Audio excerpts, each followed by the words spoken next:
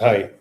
So the funeral of Iran's supreme leader, Ayatollah Ali Khamenei, is over, and today we will talk about the geopolitical takeaways, key geopolitical takeaways from the funeral. And number one geopolitical takeaway is that a critical mass of Iranian citizens are behind the regime. The kind of crowd we saw pouring in shows that the regime is not a brittle regime, it's a very strong regime, and people, a critical mass of Iranian people, stand behind this regime firmly. And the targeting of Ali Khomeini and his family actually made the regime more stronger, and that we saw on the streets of Tehran and other cities as well. Secondly, Iran is not isolated.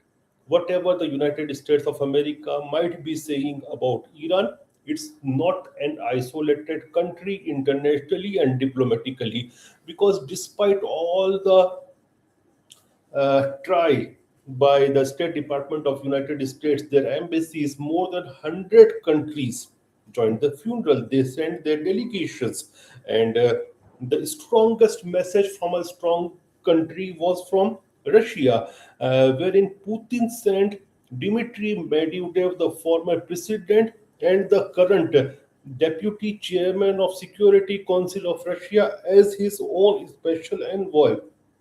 So the message is loud and clear that Russia stands behind Iran. Thirdly, if you look at the regime sympathy, it enjoys sympathy throughout the length and breadth of that country. Then the most important presence from the region, the Persian Gulf region, was from Egypt and Saudi Arabia. We should not forget that there is not a full scale diplomatic connect between Egypt and Iran. At least there is no ambassador level contact. But Egypt sent its delegation, and this shows that there is a political will from Cairo to stronger to make its relationship stronger with Iran. Then Saudi Arabia, which a few years back was having no diplomatic connect with Iran, also sent its deputy foreign minister with the delegation. So this shows that two major Arab countries, two strong countries, sent their delegation.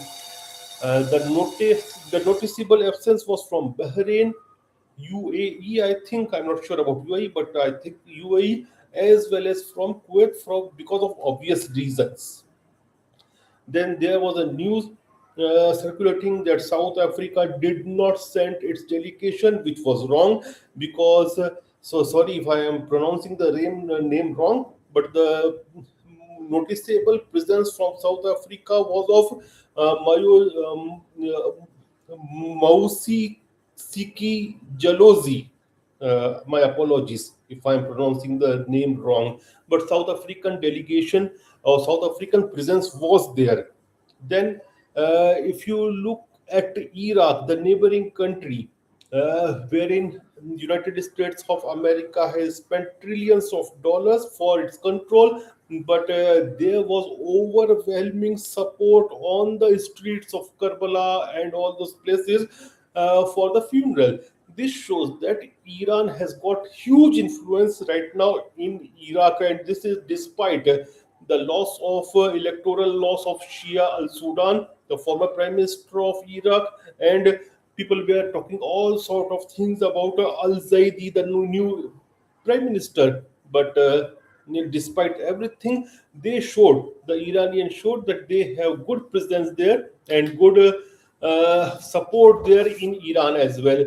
And if you will talk about war, and if you talk about hegemony, I'm not saying that Iran is becoming a hegemonic in the region, because I don't think that it goes around the ideology.